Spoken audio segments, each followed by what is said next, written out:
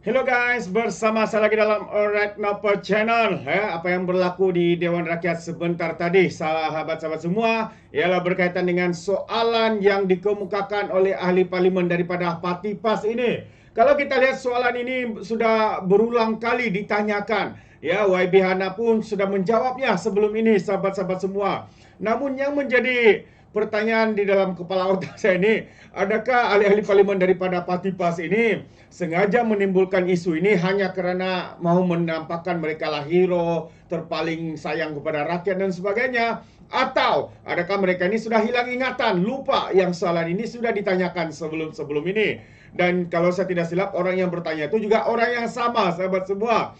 Jadi, walau apapun, YB Hana tetap menjawab dengan baik dan memberikan penjelasan yang begitu baik sekali. Ya, isu ini berkaitan dengan penganjuran Sukan Commonwealth. Jadi, mari kita lihat ataupun tonton video ini bersama-sama, sahabat-sahabatku. Terima kasih Puan Ketua.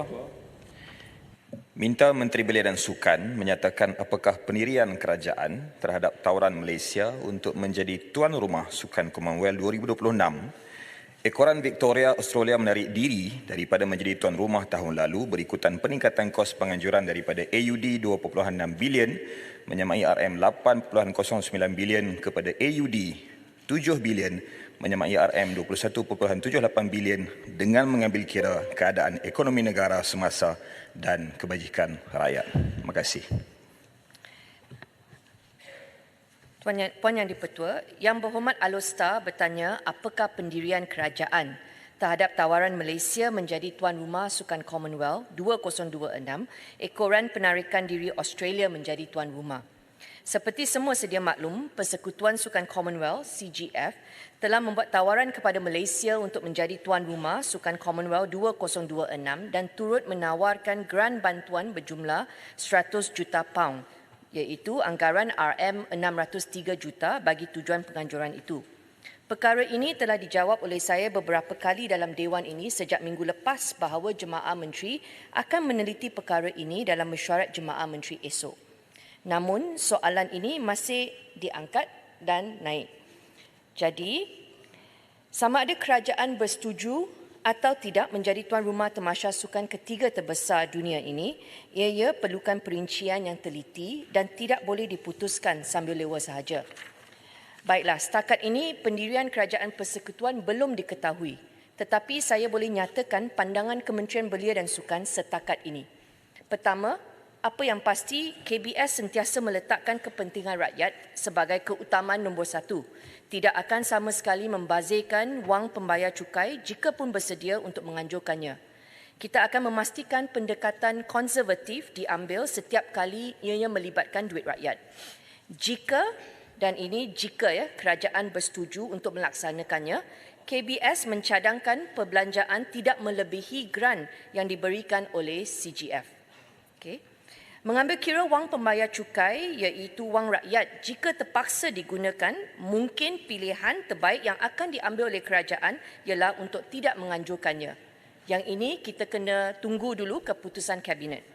Keduanya, KBS bersedia melantik badan pengawal untuk membuat audit kepada akaun penganjuran jika keputusan dibuat untuk Malaysia menganjurkannya.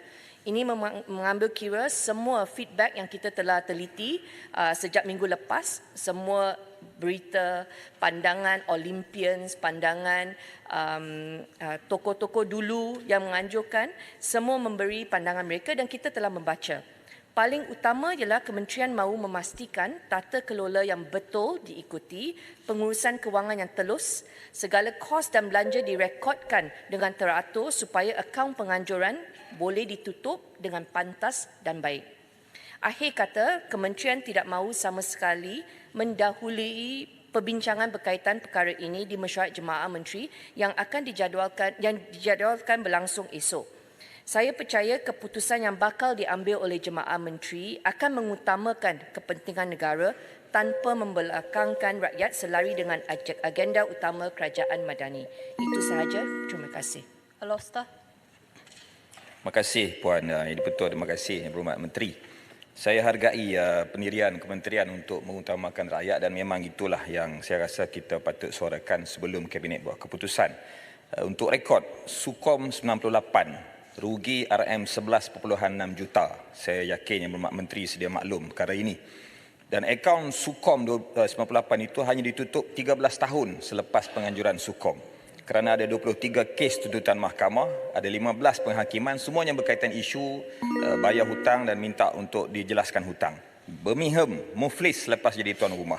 Di semua perkara-perkara ini, soalannya, adakah rekod-rekod ini, rekod Sukom 98, pengalaman Birmingham akan dijadikan panduan? Saya harap dia jadi panduan untuk Kabinet buat keputusan besok. Dan saya juga bersetuju supaya Yang Berhormat Menteri membuat unjuran implikasi keuangan seperti yang telah disebutkan tadi, ada badan audit dan sebagainya. Dan saya sendiri secara mewakili rakyat Malaysia ini, Yang Berhormat Speaker, kalaulah pun kerajaan perlu membelanjakan kos walaupun dapat geran, tapi kita akan ada implikasi kos-kos lain. Kalaupun kos yang sebesar ini untuk buat Sukan Commonwealth pada 2 tahun lagi, saya berpandangan sama seperti Yang Berhormat Menteri supaya lebih baik pembelanjaan itu diutamakan untuk kepentingan rakyat dalam keadaan ekonomi yang terhimpit pada hari ini. Terima kasih Yang Berhormat Speaker. Terima kasih kerana setuju dengan jawapan saya. Tak ada soalan tambahan itu, jadi saya tak perlu jawab lagi. Terima kasih. Patul Bahad. Terima kasih Puan Yang Di-Pertua. Ini satu cadangan daripada saya daripada Bahad. Nak menganjurkan sukan ini bukan mudah dan rata-rata membazir lah. Tapi ada juga yang untung. Namun begitu, ni cadangan saya adalah kita kurangkan acara game ni ataupun jangan tumpuk di Kuala Lumpur.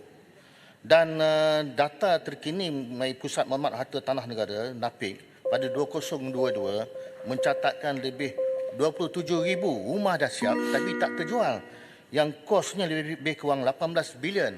Ini apa kata sekiranya nak dianjurkan 2 tahun akan datang, gunakan data ni yang 27,000 yang dah siap. Soalan saya ni cadangan lah. Jadi untuk gunakan sebagai panduan. Terima kasih. Saya tak nak jawab soalan ini. Saya mengambil kira cadangan tersebut dan kita bagi Jemaah Menteri membuat keputusan nanti. Terima kasih.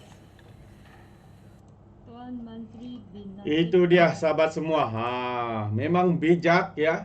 Sebenarnya kerajaan sudah pun akan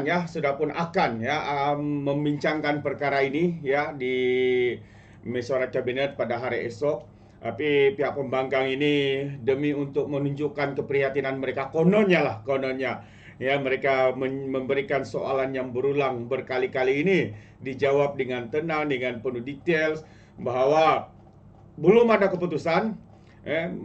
Kerajaan akan mempertimbangkan sebaik mungkin ya, sama ada menerima ataupun tidak ya, segalanya akan terjawab ya apabila kabinet mengambil keputusan pada hari esok untuk mesyuarat berkaitan dengan penganjuran ya Sukan Commonwealth ini.